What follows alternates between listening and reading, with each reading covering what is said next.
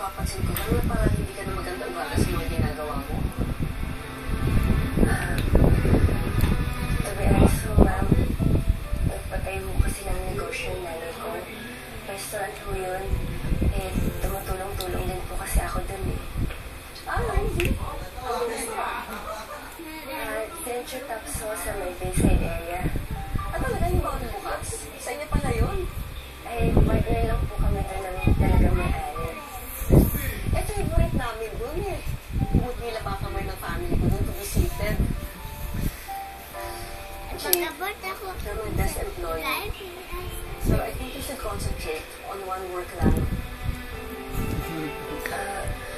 Sige ma'am, pwede ko pong sabihin sa nanay ko na kumuha na lang po ng ibang ibabatay ng kaha. Hindi na tinutukoy ko. Your mother's business is booming. Talaga ho, ma'am? I wish you well, Jay. Salamat, ma'am.